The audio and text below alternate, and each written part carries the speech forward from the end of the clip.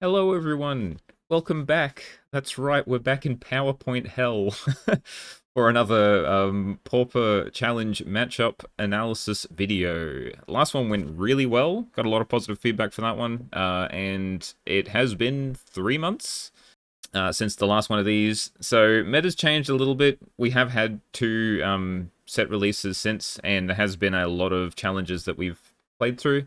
So I guess it's time to bunch it all together and see what's happening in the world of Pauper. So I said that there was two new sets that have come out. Did they bring anything new? This is the question. So we had Bloomburrow. It brought a couple of foods, carrot cake and hip harvest. These saw a little bit of play, mainly through me in challenges. Saw a couple of things in leagues. So we got a couple of new blue advisors for the Simic Petitioners deck, which was cool. I think someone played it in a challenge to like a 2-3, so I thought I'd better mention it. But the main draw of Bloomburrow was Cash Grab, which is pretty much just a worse Malevolent Rumble. So we've already got Malevolent Rumble, but if you need like Malevolent Rumbles 5 to 8, then Cash Grab's for you. Otherwise, just run Malevolent Rumble. It's just almost better on every axis. Otherwise, we have Duskmourne as the second set that came out during this period. We got Grab the Prize, which is a pretty good boon for Madness. Unable to Scream as a sideboard card for blue, as a like pretty decent removal spell. We had a couple of rooms. So this one I saw in a couple of ramp decks as a way to not cascade into this because it has like a CMC of 8. Also, the blue one saw a little bit of play in Poison Storm, but that hasn't shown too much up in challenges. And I'm pretty sure that's it. Oh, yeah, that's right. There was a big monkey that came in and seemed to ruin up the place. Clockwork Percussionist is probably the most impactful card out of all of the last two sets. Grab the Prize probably is the second. So, yeah, and we'll probably talk about that in a bit. So here we have what's changed between last video and this video. You can see here, so first column is from the last video, this one's for this video. And I've done a difference in like meta share. So as you can see, the monkey has really increased the amount of red that's appeared in challenges. Affinity has dipped off a decent amount. It's still a very good deck and still very much played, still at 11% of the meta. It's only because Red's like consumed so much of the metagame share that Affinity's dropped down a bit. From the two like Broodscale decks, Jund has emerged as the more popular version, just because it has a flatter matchup spread, which we'll see in the matchups later. Golgari is very good at going fast, but it just doesn't have a good plan B like Jund does. And the poor Corgates, Blade, and Walls have all dipped below 1% played, and they're pretty much, like, they all just get beaten by, like, several of the top decks that people just don't want to play them. So they just been slowly dribbling out of the meta. Also, look at all these blue decks. So there's 5 blue decks all here that have all increased, and this is because when MH3 first came out, Gruul was all over the place, and Gruul's very good against blue, but it started to die off once other decks started to pick on it, and then blue decks always seem to reappear once a meta started to stabilize, which is what's happened after the past 2 sets. Like, no new cards have really shaken up the meta, so the blue decks have come back now that you know how to interact with the more played decks. There's a couple of sort of niche, so these are sort of low meta percent ones, but I wanted to bring this up because this may or may not happen. So this may just be a quirk for the challenges rather than like a really big event where smaller piloted decks change just due to the people playing or not playing. So we've got Is It Control here. It was always played by Spock Vita Loca. It was always in every challenge, but they have not played much during the last 3 months. Other people have picked up the deck, which is why it still has a decent percent, but the fact that Spock's not there means that the deck has dipped a bit, while Elves, it was just, in the previous video, it was just Bokina, which has they have stopped playing, but there's been 2 New Elves pilots that have started to appear, and so double the amount of players that have been playing the deck, which gives us this slight increase. And I just wanted to point out, Pons is pretty much dead. It's been eaten up by the Gruul. So Gruul's gone up 3%, which is eaten into this, but most of land destruction, it's just, you can see the core gates and whatnot, like in familiars. So familiars have climbed a little, but they're the decks that Ponza like to prey against, and they're almost non-existent. And it really struggles against red, and red has climbed massively, so yeah, it's pretty much just disappeared. So this is the current meta of the challenges for the past 3 months. As you can see, red is on top, followed by Broodscale. If we combine the two together, so Golgari and Jund, if we combine them, it ends up being like 240, so just above Grixis Affinity. So then Affinity is third, Terra's fourth, and Gruul Ramp is fifth, followed by like tier 2 decks. But you can see like there is a like decent 2 to 3% gap between the Gruul Ramp and Dimir Terra, which is, there's even like sort of between like 50 players difference, which does make like analyzing the matchups on these lower decks harder, because there's just not the amount of games to make any sort of concrete assumptions. So these are your current big five of Pauper, right? We just named them all. The only thing, everyone has an issue with these generally. So like someone will complain about one of these decks, and it's usually because it's like Kuldotha just goes too wide. Broodscale, it's too easy to assemble the 2-card combo. Affinity, you cannot kill anything. Everything just keeps coming back with Blood Fountain, and they keep drawing 2 cards. Gruul Ramp just plays 2 bigger creatures way too quickly. And for Blue Terra, some people just don't like counterspells, so I just called this one 2 blue, because it just seems to have a counterspell for every single thing you want to play, right? There's an overlying factor above all of these things, and that all these decks are too fast. From what the meta used to be, Kuldotha can, like, Kuldotha into Bushwhacker and do, like, 12 damage on turn 3. This can kill you on turn 3 with an infinite combo. This can dump a pile of Mirran Forces on turn 3 or 4. This you can cascade into 2 really big creatures on the turn 3 or 4. And this you can play 2 terrors, 1 to 2 terrors on turn 4. And which a lot of decks just can't handle that. So all the slower decks, like Boros, for example. Boros almost does not exist anymore. You cannot, like, play a synthesizer on turn 2 and then play a little core Skyfisher to bring it back, because you could just be dead. Like, the board will be too insurmountable for you to come back from. That's just what the meta is now. It's sad for me to say, but yeah, you need to be able to deal with the speed of these big five, because they will forever be here, because they are just that good. And now we're going to go into the matchups, but from last time, I realized that not everyone, I did bring in a lot of new people from my last video, and not everyone knows what the decks are. So I'm going to do like a little deck tech on sort of each of the different variations, because there is like 2 to 3 different variations of each of these decks that I wanted to talk about, just so newcomers have an idea as to what each of the different variations of these decks could be. So take it away, past Kirb. Thanks, future Kirb. So here we have Kuldotha. This is what I like to call the stock list. The stock list runs 4 Bushwhacker along with 4 Bushwhacker, 4 Blast Runner along with Bushwhacker, Tomb Raider, Percussionist, and Epicure as its creature base. It runs 12 burn spells, the 4 Kuldotha, and 4 Synthesizer with 17 lands, 4 of which are Great Furnace. The flex slots are this 2 of Reckless Abandon, which used to be Goblin Grenade in the older decks before they decided to take on Percussionist. So that meant less goblins, so they've decided to shift to this. So 1 less damage, but you can consistently sacrifice like an Epicure or a Percussionist, and a 1 of Fire Blast. So I've seen a lot of decks that use these as their flex slots. So like this Reckless Abandon could be a 2 of End the Festivities. Fire Blast can be a land. But this is the base. This is the base. This is what you should expect when you're playing against Kuldotha.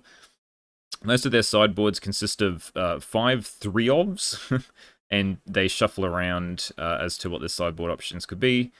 Just depends on what you're expecting. So somewhere between Artifact Hate, Mirror Hate, and Blue Hate is generally what they focus on.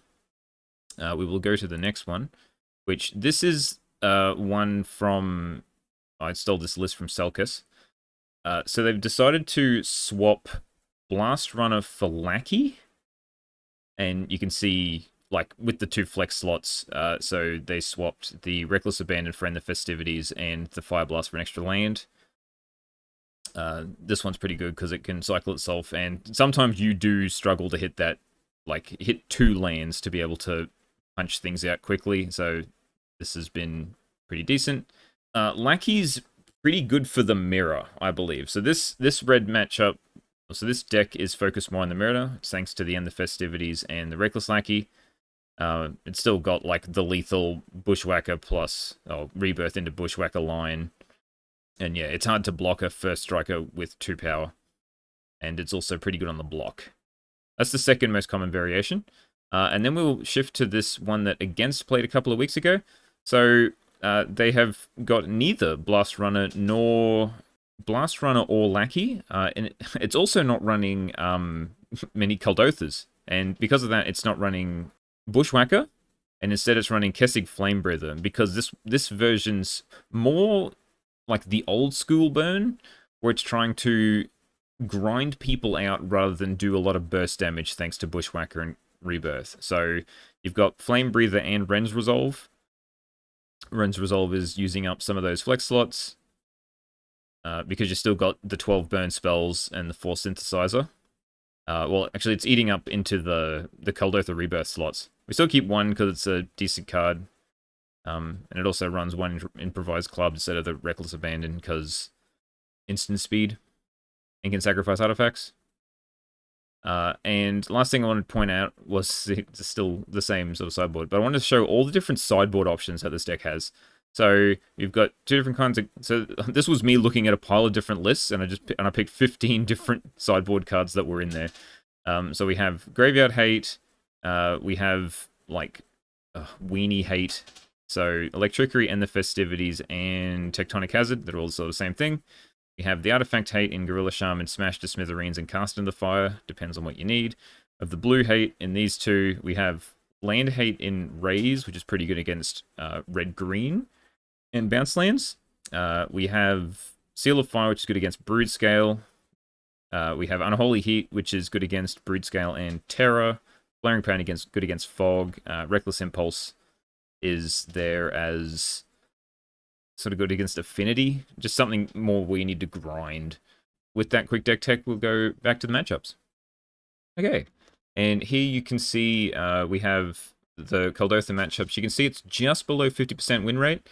So because once you know red's a menace, you can find ways to beat it. And because it's been 3 months, a lot of people have been targeting the red deck, so it's just below that 50% win rate. It's still a very good deck. I have decided to... So this is sort of the same setup as what I did the last video, but I have put this extra panel here for what the matchups were from my previous video. So you can add these up if you want for, like, the past 5 months worth of data, but I'm just splitting up to this video and last video, and you can see sort of changes between the 2, which we will get into in a second.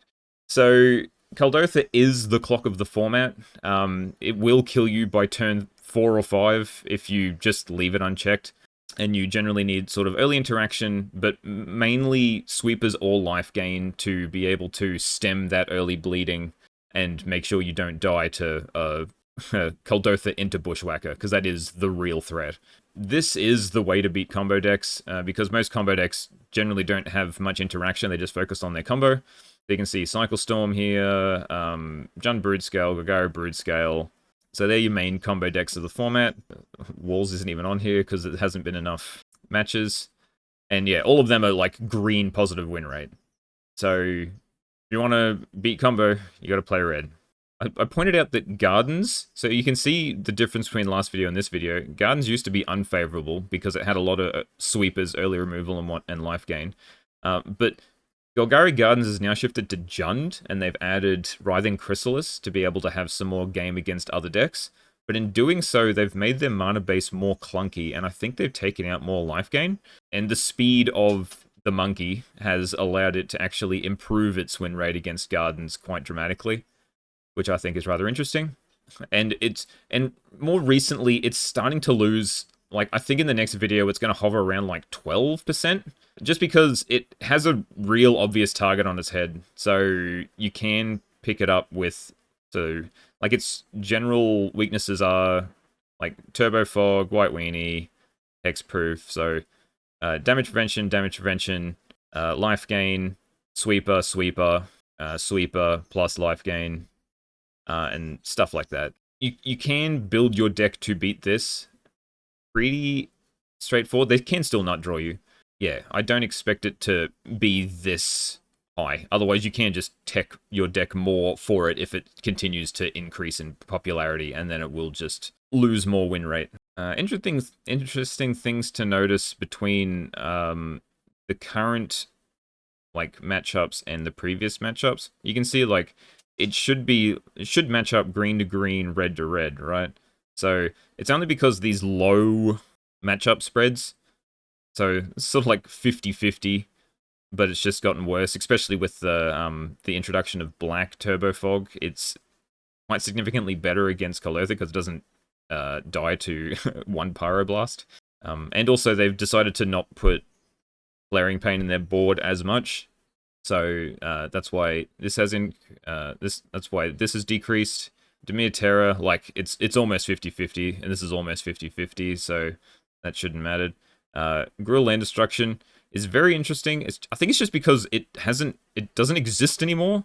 And the people who did win might have gotten lucky, just because this deck is well known now. They've been signing into like more breath weapons or whatnot to be able to survive. But everything else is pretty, other than Gardens, is pretty standard. Okay, so here we have what I would like to call the default Affinity deck list.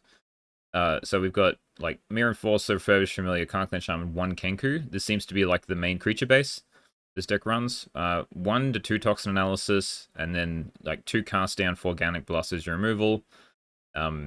Your sack, or your draw card engine, usually 2 Thought Cast, 3 to 4 Reckoner's Bargains for these. Blood Fountain, Makeshift Munitions, Wellspring, Star, and Spellbomb as good fodder for the dispute effects. And then a pile of artifact lands. 1 Swamp usually as a hedge against Wildfire and the Initiative. Be able to search for it. And this is pretty much stock. Sideboard we'll probably talk about in a bit. Chromatic Star, Nihil, Spellbomb seem to be the flex slots. Like sometimes they get up to 3rd Thought Cast, sometimes they add an extra Toxin Analysis, sometimes they add some extra stuff. But yeah, this is what you're trying to beat, and yeah, may you have good luck because the grind will be there. For the second one, this is Luffy's current list, where he's running 2 Guildsworn Prowler in the creature slot instead of the Chromatic Stars, because you can still sack it with the bargain effects to be able to draw a card with it. Also, I think it's mainly there as a hedge against Terror, because it's a very good blocker against them. That's pretty much it. Like, everything else is pretty stock, but Guildsworn Prowler is pretty interesting. And the final one is a little bit of an offshoot with Gear Seeker Serpent. They cut some random cards usually to add Gear Seeker Serpent. This is also like a hedge against blue, I believe. Not entirely sure, but it's an option to keep open, and this one's not running the Swamp either, so... for sideboards, usually they run some sort of combination of Pyroblast, Blue Elemental Blast, and then like sometimes Turn Aside, sometimes Negate. Some more like Karkland Toxin usually seems to be common, more Cast Down. So it's just like more removal, more counter spells, and yeah, this is Affinity. Alright, on to Affinity. So Affinity has a slightly positive win rate, sort of like the opposite of Kuldotha. Still significant above 10% meta share. It has a very good matchup spread. Like, there isn't too much that's deep red. So pretty much, like, nearly everything is 50-50 or good when it's, yeah, when you're playing Affinity. It did have a terrible, yeah, so like Gruul Land Destruction, Hexproof, and Eldrazi Stompy. So these were like heavily red. These were its poor matchups last video. But this one's almost become 50-50, and the others are 50-50 now. And that's mainly due to Toxin and Kark Clan Shaman. That has allowed this deck to be able to deal with lots of big creatures on the ground that it never could in the 2 months before, which is good and bad. It means that it's harder to try to attack Affinity. Like, the obvious answers are White Weenie still, but even then, like, it's gotten better against White Weenie. It used to be pretty bad, but now I think they're running a couple of negates in the board sometimes to be able to stop Dust to Dust. Sometimes Dust to Dust doesn't even matter. And also, White Weenie has to rely on trying to win or do well game 1 instead of relying on just winning on Dust to Dust, like post-sideboard matches. Its main weakness seems to be Jund Broodscale, though, of like the big 5. Just because it has a combo game plan, which Affinity, like, it doesn't really have any counter spells, and it only has, what, 6 instant speed interaction spells? So if you can manage to see what they've got in their hand and just make sure they don't have a Galvanic Blast and allow you to combo off, then you should be fine. And the fact that you have Writhing Chrysalis is very good against them. Because the main way they beat down is with Mirror Enforcers or Refurbished Familiars, right? So Writhing Chrysalis stops both of them, and they generally only run like 2 cast downs. So if you manage to soak up a cast down with a Writhing Chrysalis, then your Broodscale is probably fine to combo off. The Mono Blue Fairies one's very interesting. Like, it was 3-0, but that's like a very small sample size, and now it's like been like its worst matchup, which seems very interesting. I think it's because they run a lot of sideboard cards like Annul, but also Affinity has always struggled with flyers. Refurbished Familiar has made it better, because now it actually has a flying blocker that it can keep bringing back with Blood Fountain. It's still a 2-1, so it will die to any fairy. So if you just keep... And they're not running Breath Weapon main, they're more relying on the Kark Toxin combo, which, yeah, doesn't deal with flyers. So I think if you want to attack Affinity, that's the way to go. And yeah, it's very strong. It's good against a lot of the top decks, and like, it's only bad against 1, maybe 2. Terra's sort of 50-50. Okay, so for Jund Broodscale, I've found it hard to find a stock list. There's a lot of different variations on what it could be. This is the one I like to think is stock, because it sort of blurs the line between Jund and Golgari the most, I believe. In which it's all Broodscale decks, right? So Broodscale plus Sadistically is a combo. All you need is something to die, or this to get a 1/1 counter, and then you can get infinite mana and infinite dies triggers, which combos with Makeshift Munitions to do lethal damage. Otherwise, you have Writhing Chrysalis as your main plan B, which is just a big creature that leaves some spawns behind to be able to sacrifice to, like, Deadly Dispute to draw cards, or sack to Makeshift Munitions, or just grow your Chrysalis and start beating down with a big Chrysalis. This is like the mid-range version, because it runs Evolution Witness plus Blood Fountain to be able to sort of grind into late game. Kark Clan Shaman is your interaction against creatures. We have Duress and Tamio's Safekeeping as a couple of interaction pieces to save your combo. Run Cleansing Wildfire, because that was the main draw to be able to, like, cast Writhing Chrysalis on turn 3 to be able to, like, start this beatdown plan and then make them try and use removal spells to save your combo from getting hit. This one also runs Rumble, which is sort of on the decline in this sort of style of format, this style of deck, but I decided to show this one because this is what I believe to be what Jund was before. And so this just helped digs for your combo pieces. So the next one is doesn't run Rumble, in which it's running Galvanic Blast instead of the Duress and the Tamio Safekeeping as interaction. and it's running 2 Fanatical Offering and some Nihil Spell Bombs as some additional card draw to dig deep to be able to get your combo off. Pretty, like, standard. Nihil Spell Bombs, fine. Like, it's good when you've got a pile of more things we need to sacrifice, but you're running spawn tokens that you're happy enough to sacrifice as is. Good against, like, Affinity as well. So if you're trying to grind against Affinity, Nihil Spell Bomb's pretty good. Yeah, that's all. That one. And then we move on to what is pretty much just green-black Broodscale, or Glee, but just splashing red for Chrysalis and Makeshift Munitions. So this is Wildfireless, so we're not running any artifact lands, so most of your lands come into play untapped, which lets you just function quicker. So it gives you that little bit more breathing room against red, so you don't need the Clarkland Shaman. It also allows you to put in more interaction, so instead of 2 duress, 2 safekeeping, we're up to 3. We've also got a Last Rites, running 1 Invoker instead of the second Makeshift Munitions, because it gets around Curse. Just, like, more card draw. So Chromatic Star Cycles itself, it's good with the extra, like, Inviscerator's Insight, which the other ones weren't running, but now you've got more things to sacrifice to be able to make use of this flashback. Same with Energy Refractor, it helps cast this, and also pretty much as soon as you've got infinite colorless mana, makes everything colored so you can dig deeper with all your draw effects. Sideboard is usually just interaction for other decks to slow them down, like Drown in Sorrow for red, Weatherstorm for red, discard against the blue decks, Snuff Out for the mirror. And the more Jund-based Wildfire ones are run Pyroblast for the blue decks. And, yeah, Breath Weapon instead of Drown in Sorrow. And sometimes we run Troublemaker Oof just to, like, hurt Affinity, get rid of their lands, and get rid of Curse. Okay, under Jund Broodscale. As you can see, has a pretty solid win rate of 52.38%.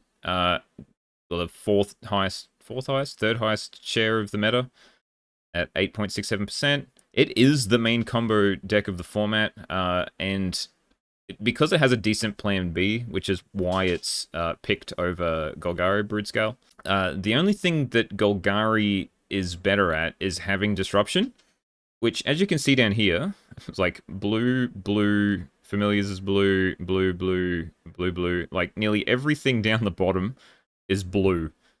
So it seems to struggle against counterspells, which it wasn't something I'd think about until you sort of look at the data down here. I guess because they're not running as many, like, Mesmeric Fiend or Duress effects.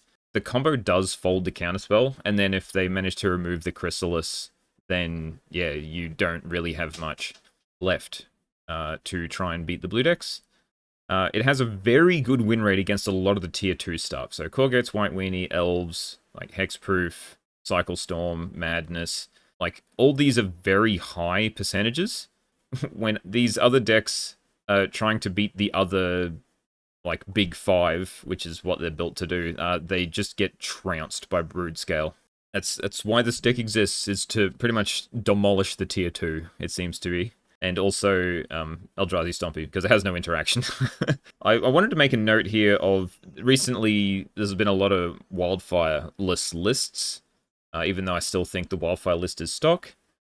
So it sort of means it's more heading towards Golgari, but just having Chrysalis in the main, instead of running Wildfire as well as sort of other red sideboard cards. And I don't have enough of an idea as to what that helps. I guess having less artifact lands means you're less susceptible to, like, Dust to Dust. Less tap lands means you might have a better Kuldotha matchup because you're not as slow. I am unsure, but that is why we shall keep reviewing the data, and maybe I will have a idea on what that means in the next video I run. Alright, on to Blue Terror. So this is the stock Discover End list, so it's just 12 creatures. 4 Deem Inferior is its main interaction spell. Got 3 Ponder, and then just, like, the 4 Mental Note, 4 Thought Scour, 4 Counterspell, 4 Brainstorm. Like, they're pretty all stock. 3 Spell Pierce, 2 Deep Analysis, and Sleeping the Dead in the board to try to, and just like the Artifact Hate and the Pile of Red Hate.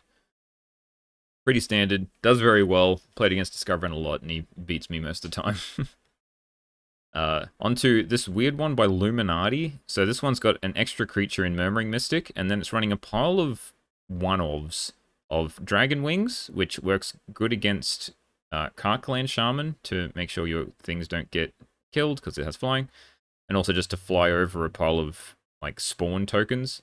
One of Boomerang. There are some decks that run Boomerang instead of Demon Furia. This one's just running one as a way to interact with permanents. Frantic Inventory instead of Ponder to be able to gain some card advantage later on, especially if you mill like the first one. Every subsequent one actually gets you cards. Echoing Truth is another hedge against Kuldotha. One Sleeper Dead main because it does help push things through, along with one Artful Dodge, which is handy because you can bring it back from your, or you can flash it back if you've milled it. And this other one, which hasn't been seen for a while, but was running Sneaky Snacker as just a sort of way to grind later. So you can always just Brainstorm, put it on top and mill it away, and then you've got a pile of like draw card effects and deep analysis and whatnot to bring it back. This one's running a couple of Echoing Truths to be able to deal with Kuldotha, but it's sort of like a mesh between the two, plus one Sneaky Snacker and one Contaminated Aquifer you can get with Alarian Revealed to be able to cast it if you need to. I guess Augur of Boluses for the red matchups, and it's still got a pile of red blasts in the board.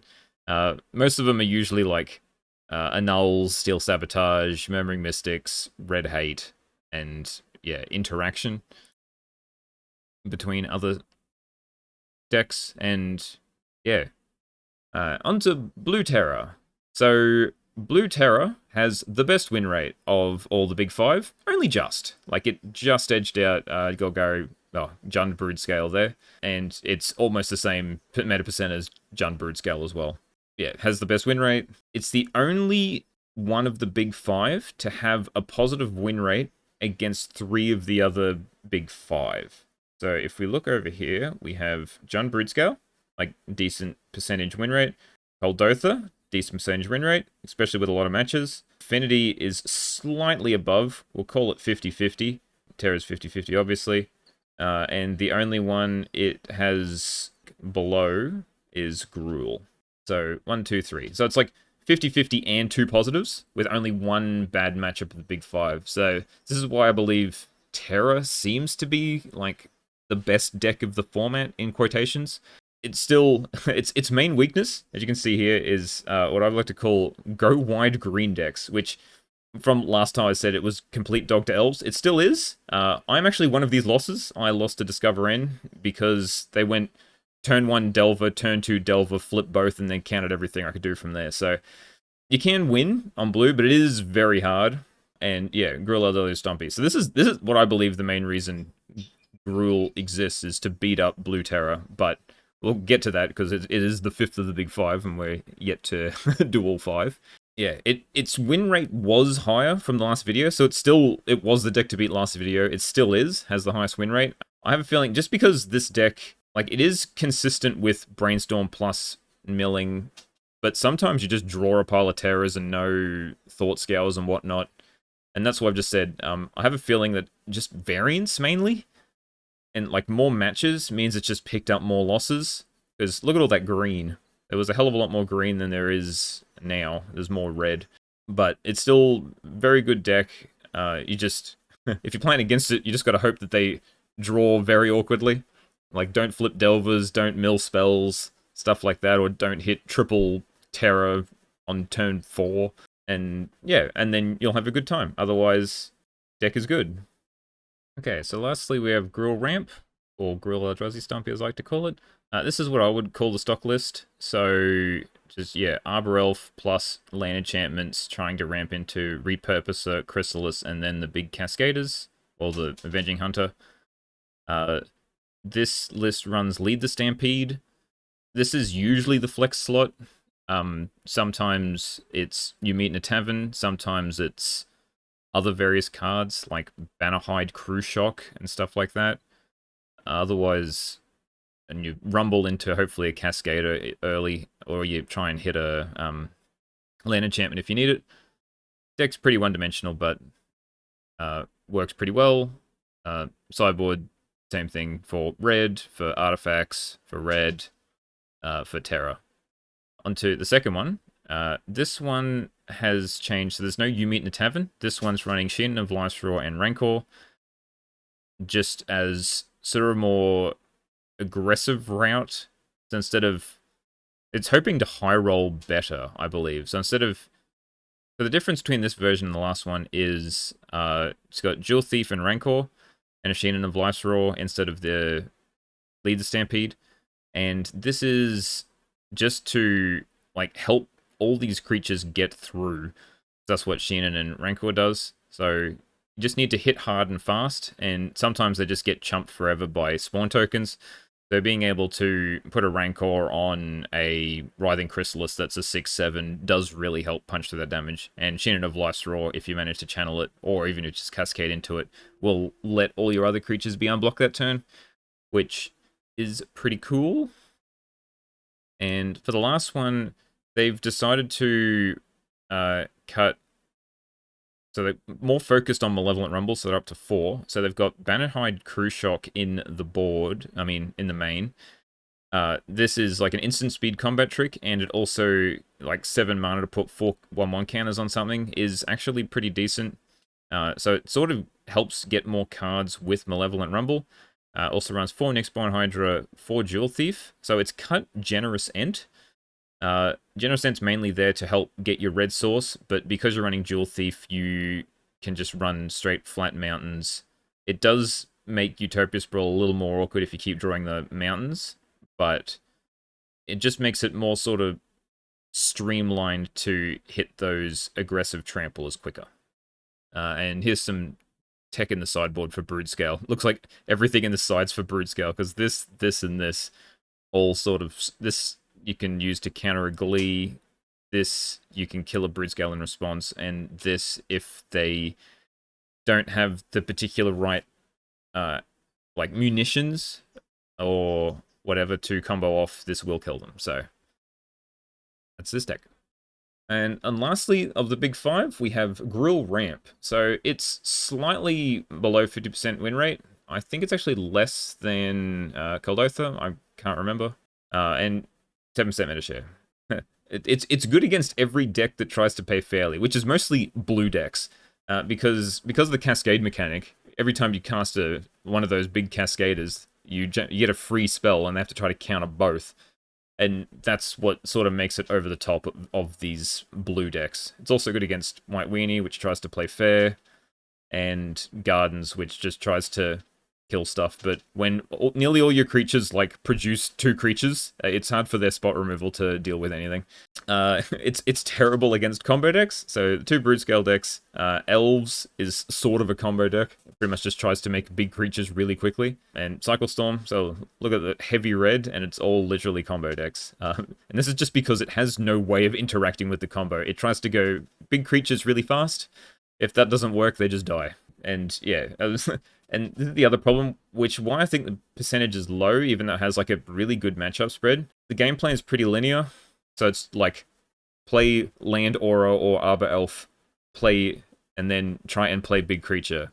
And it relies too much on either getting that big creature early, so if you kill an early arbor elf, it may struggle, or relying on trying to hit like a good, like off a boarding party, trying to hit You Meet in the Tavern or a Lead the Stampede to refill your hand, or just something. Half the time you hit a ramp spell and you've already ramped to the point where you're casting that. You don't want another ramp spell. So the variance does make this deck suffer a little bit, but it's still very good, and the game plan is solid when everything lines up. All right, so that's the big 5, but what about the rest? So the next 4 decks in the meta percentage were Blue Black Terror, Golgari Broodscale, White Weenie, and Hexproof. I'm just going to cover these as well, because on the last video, people did ask me for several of the decks lower, so I felt like these ones had enough matchup percentage, had enough games played against other decks to show matchups. So I've decided to show these as well. I'm not going to go through deck techs on these. We'll just speed through all these. So Dimir Terra, slightly positive win rate, about 5% meta. I have colored in all the big five so you can see where they are. Because these lower decks are the ones trying to beat the big five, right? Why would you play Dimir Terra over Mono Blue Terra? Well, removal spells and sweepers help against the creature matchups. Kuldotha, I think it's slightly better. It's roughly the same as Mono Blue, but like White Weenie is now positive when it was slightly negative in Mono Blue, and like Madness slightly better. So is it controls quite significantly better, I believe. But the reason why you don't want to run Dimir Terra is because it can stumble on colors. Relying on pretty much only tap lands and Lorien revealed to get your black mana sources isn't great. There's been plenty of times where I've played against this deck and they don't hit a black source until like turn 5, which is why I believe that Mono Blue is the more preferred Terra version. This deck is also worse in the pseudo mirror, so it's actually like pretty bad against Mono Blue, just because of that clunky nature. Sure, it has Snuff Out and removal spells to be able to try to deal with the early Delvers and like Cryptic Serpents. It's still you're better off just playing Mono Blue if you're expecting a lot of Terra. Of note here, Turbo Fog. While Mono Blue Terra has a very good Turbo Fog matchup because it has a lot of counterspells, Dimir Terra is quite bad because it's filled with removal spells that are completely useless, so there's a lot more dead cards, which makes Turbo Fog more favorable against Dimir Terra. Golgari Broodscale. So Jund Broodscales was like 51%, so this actually has a losing win rate. It has a really bad matchup against Mono Red, and while it has improved slightly, and it is getting better over the last couple of weeks because they've implemented Shambling Ghast into their decks, it also helps against Standard Bearer. It still does not make the matchup favorable at all. Has better matchup against blue decks because of that like discard interaction aspect to be able to rip the counterspells from their hand, and have multiple of them to be able to like use them all in the same turn to be able to combo off. It is worse against Snuff Out decks, as you can see, because I believed, Jund was favorable against Gardens and was sort of close 50-50. Well, it was closer to 40% for Terra and stuff like that. Yeah, this deck isn't as good just because it doesn't have a good plan B with beating down with Chrysalis like the Jund one does. It's still a fine version, and that's why I think they're sort of the non-wildfire versions are blurring the line between Golgari and Jund pretty badly. It's because they want to try to shore up these other matchups because every other matchup is pretty good. So we'll see how this develops. I have a feeling the non-wildfire lists are going to be sort of the stock Golgari ones, but yeah, which just makes them Jund because they've got Chrysalis in them. But yeah, we'll see what happens in the next couple of weeks. White Weenie, one of my darlings. I like White Weenie. It has not been doing very well currently. It was a good choice when the meta was mostly red and Affinity. But as you can see here, like it is good against 3 of the top of the big 5. It is absolutely abysmal against Broodscale, which is why it hasn't been doing great as of late. And also because of all the like Dimir Terra and Dimir Fae that have popped up. Yeah, it is. Every black deck runs Arms of Hadar, which this deck just cannot. As soon as like one Arms of Hadar has resolved, you almost instantly lose, which is a shame. Like it's okay against Breath Weapon. We didn't have enough matchups for Izzet Control to show, but it's not as bad against Izzet Control because you have Prismatic Strands to be able to prevent the damage from the Breath Weapon. It's also not great against Gruul. I don't know how it was positive. Like it's sort of 50-50. You just gotta kill the Chrysalis. That's what you gotta do, and you should be able to chump all the other things. And yeah, the sideboard does help with all the destroy evils and whatnot. You're able to help leverage this matchup a bit better, but it's still not favorable, especially if they hit like any decent amount of good cascades. I still like White Weenie. If you expect these 3 to hang around a lot, then yeah, White Weenie is a good choice. Otherwise, hey, do not pick it if you see a lot of Broodscale. That's all I'm saying. And Hexproof is the last one I decided to pick. Its win rate is quite bad. but it is very good against red.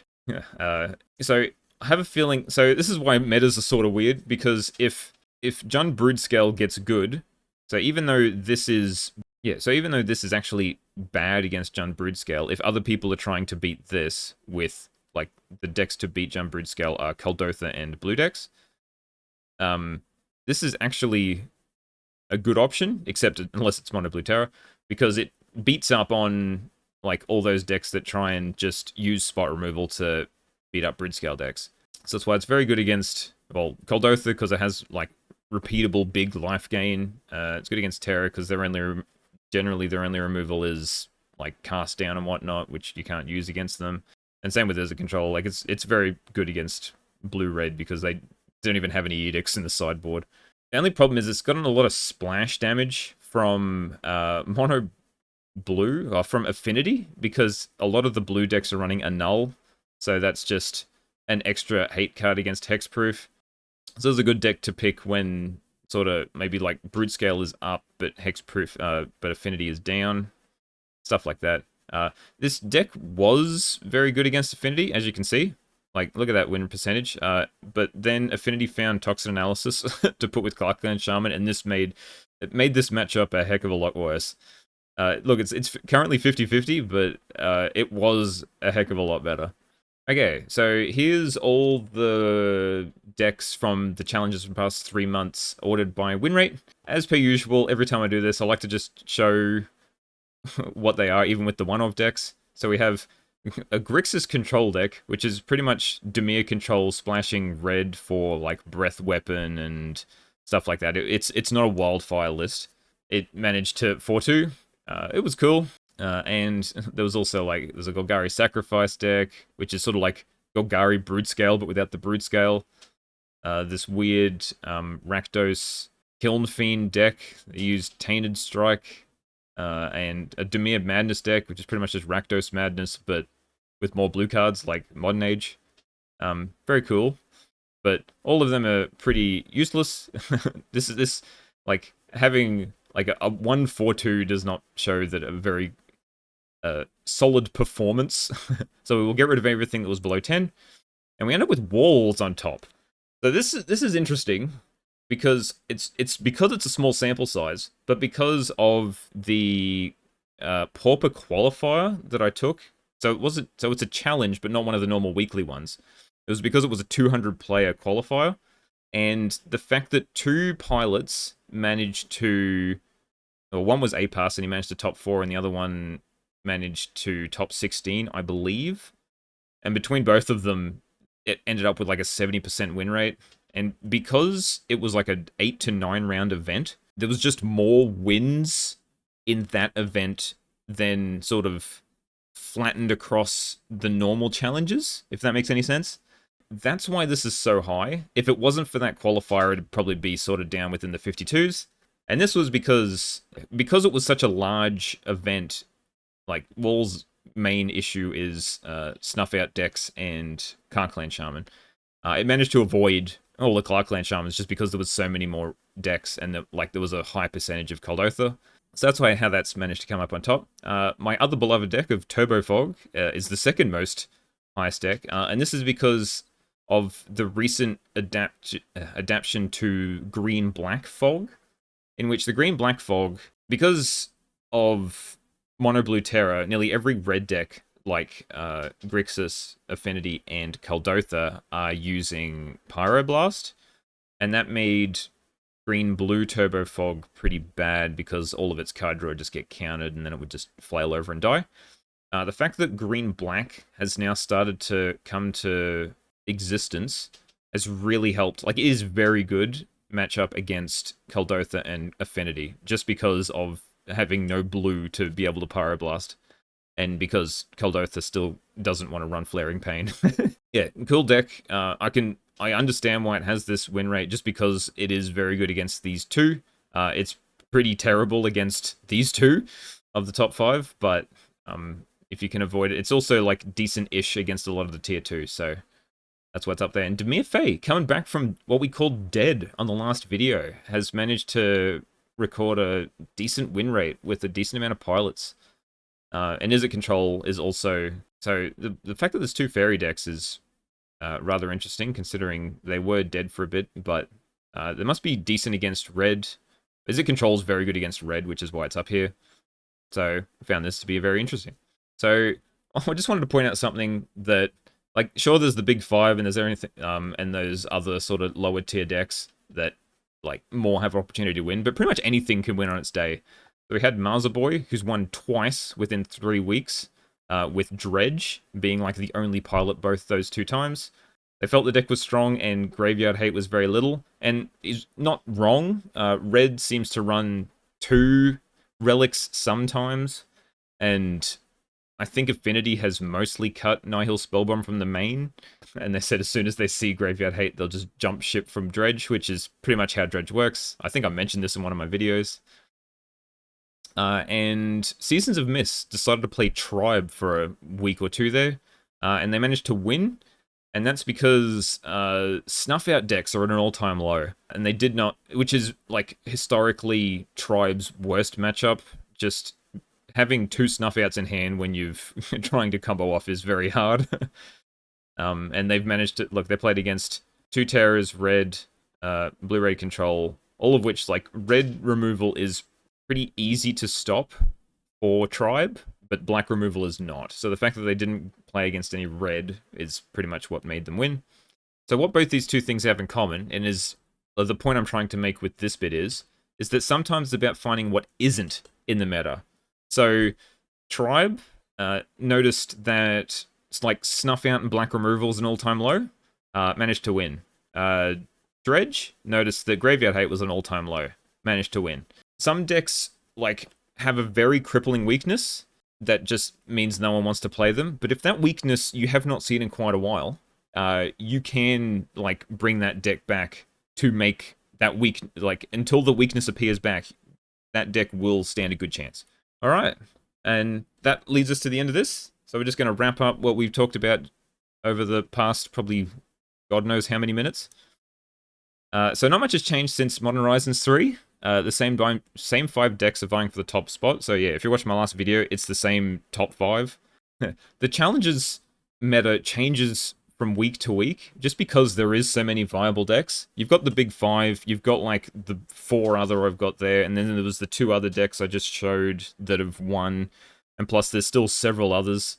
Like every challenge, there's at least, I don't know, 12 different archetypes, which shows the breadth that Pauper has. The best meta position, so, and this ties back to the slide previous, best meta decision is to pick the deck you like the most and hope to avoid the bad matchups. So, like speaking before with Tribe and Dredge, sometimes the bad matchups are just a low % chance, so you can pick them, just pick the deck and hope to, or in the case of like Elves or Walls, you do not want to verse against Affinity, right? You just pick them and hope that you don't play against Affinity, and your matchup against everything else is pretty decent, which is what happened to A-Pass in the Super Qualifier, where he managed to get top 4. As soon as he played a black deck, he lost, but he didn't manage to play one until the top 8, which is cool. But still, as with the last video, I still recommend that you have at least a 50-50 or favorable matchups against two or three of the big 5, because you will most likely play them at least 2 or 3 times throughout the Swiss rounds. So, unless the matchup gods are really wild that day, yeah, try and have a decent chance against them. Otherwise, yeah, you're going to be in for a rough time. Alright, and just to end things off, I wanted to thank some people that helped me out. Every week I try and get the data. I was away on holidays at some point, so I wasn't able to get it. And some people just help me for the sake of helping me, which is nice. So, here's a list of people that have helped me throughout since the last video till now. So Modern Metagame on Twitter, they've really helped me. They've been doing every Sunday recently, like they've been watching the decks every Sunday for me currently. They also did the entire Super Qualifier by themselves, which I'm very thankful for. Go check them out on Twitter, especially if you like Modern. They share a lot of cool data, same as me. GN42 used to do Sundays for me. Done like 4 or 5. I love GN. He's a great guy. He keeps swapping decks. Used to play Familiars. Familiars isn't good, and now he's playing all sorts of stuff. Teasdale helped me on a Friday. Makes good YouTube content. Check him out. Walker helped me on a Sunday, I believe. Plays a lot of Affinity and, I don't know, made a top 8 with John Wildfire recently. Check out his Twitter. He makes a lot of cool decks. Hampuse won. I took a weekend off and I needed to find 3 people to be able to help me on each of the 3 days I couldn't get data for the challenge. So Hampuse won, Coolest Raven 88 on Twitter, and Excelente all did like Friday, Saturday, Sunday. Very helpful. Thank you guys. And in the end, these 3 people helped me get the data for the Super Qualifier. Modern Metagame ended up watching all the decks, but they either helped me do screenshots or watch some of the replays, and for that I am thankful and sharing their name on here. And next up, I want to thank people who use the data I get every week. So first up is Carly Kais on YouTube. You probably know him. He's more of a popular Pauper YouTuber than I am. Every week got decks of the week. Used to be Trophy Tuesdays. Shows the data of the challenges of the week. Just shows my tweet. So thanks, Carly, for using my data. Casting Commons, Teasdale and THX Reese use my data on their podcast. Shout me out at least twice an episode. Thankful for the guys, and they seem to get a decent amount of use out of it. And Postastus made a website that that has converted all my spreadsheets into an easy to sort function. I'm going to link that down below, as well as this video, where he explains. It's pretty much like this video, just it looks nicer and is a bit more succinct. I like to go into more depth and ramble on a bit. This is a nice 5-minute video. It's cool. Check it out. Check out the website. You can also find me on Twitter. These are going to be replay slides from last time. So I post the data every challenge, Friday, Saturday, Sunday. I do a wrap up on the Monday, showing all the matchups. And whenever I get a top 8, I like to show off my deck list. And I don't get top 8s that often because I play silly meme decks, but I'd like to show off when it happens. Ko-Fi, still not entirely sure what I'm doing with Ko-Fi, but I haven't really done much since the last video, but I would really like to thank Don D and U-Factor, who contributed to the Ko-Fi since my last video. Thank you very much. I didn't expect people to actually give me money, so I'm very grateful, and I thought I'd shout you out in this video. And thank you for watching the video. That's another one done. Hopefully you got something out of it. Hopefully, if you're going to Paupergeddon, this was very helpful for you. If not, if you're just an MTGO grinder, or if you're just playing casually, hopefully you get something out of it. If you need any data, I'll have links to it I'll have links below in the description. Otherwise, I hope this was enjoyable, and I'll see you all in the next one.